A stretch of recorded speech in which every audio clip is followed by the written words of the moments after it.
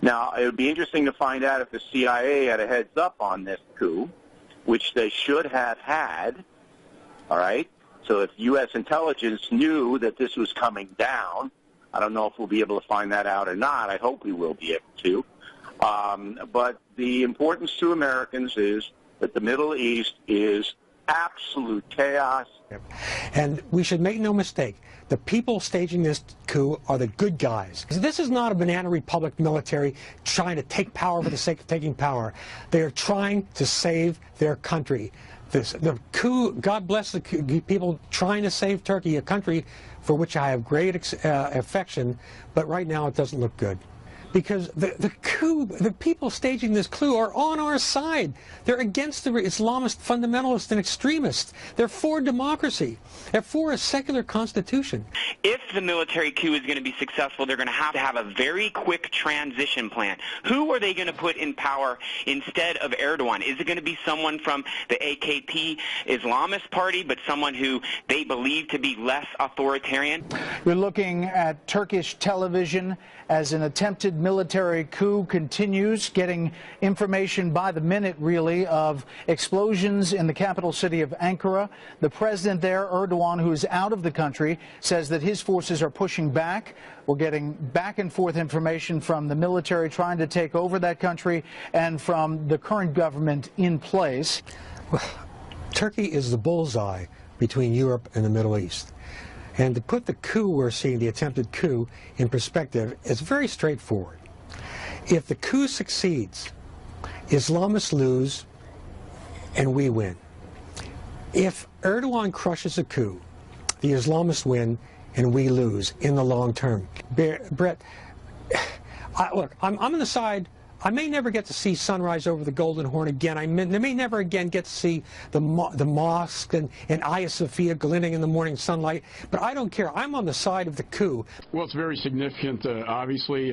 Turkey's a NATO ally. We have Incirlik Air Base in Turkey where the strikes come out of to hit ISIS in Iraq and Syria. So we want to make sure the stability is there. I think what you're seeing is this tension that we've seen for years between President Erdogan and his military being more secular, President Erdogan being a little more on the Islamist side of the house. I think with the attacks at the Istanbul airport recently, with the ISIS attacks recently, with Russia in the region, I think what you're seeing now is a major military coup, in response to some of these policies that have taken place. Right, and Turkey has a history of coups before, military coups. You have 1960, 1971, 1980, and 1997 was a postmodern type coup. It's happened before when leadership in Turkey has gone over too much, if you will, to the Islamic side. Is that correct? I mean, is that what we're seeing here, a backlash to President Erdogan's essential embrace of Islamism? That's my judgment on this. I've been over to Turkey many times, met with President Erdogan. There's a sense he wants to return to the sort of the Ottoman Empire. We should say that all flights have stopped in and out of Ankara and Istanbul. We're being told by the State Department, and there you see live Sky News pictures from Istanbul moving there in the streets. We were told that military is taking to the streets. President Erdogan, on an interview, said that the nation should be out in squares to fight against this coup, but the military itself has gotten to the airwaves and state TV and read that they have taken control. We're getting word now over the wires that military helicopters have been taking out the satellite dishes in Ankara and that the state TV is now off the air, at least in some parts. The situation in Turkey, again, I caution it's a NATO ally, and Incirlik Air Base being there. I think what's important to notice is how friendly the military is with the United States. I think our military enjoys a very good relationship with the Turkish military. So if, in fact, this coup has taken place and is successful, I think moving forward, that relationship is imperative to maintain our NATO ally status with Turkey and also protect that air base that's so important in fighting ISIS and the war on terror against the Caliphate, the Islamic State in Iraq and Syria. That the Constitution itself gives the military the duty of maintaining the secular nature of the state, which Erdogan has been doing everything he can to overturn. If the coup succeeds, then I think Erdogan's effort perhaps to recreate the Ottoman Caliphate, perhaps to be the dominant power again in the Middle East, and to move Turkey in an Islamic direction will be foiled. If Erdogan prevails, I think you would see an acceleration of the Islamicization efforts he's been making.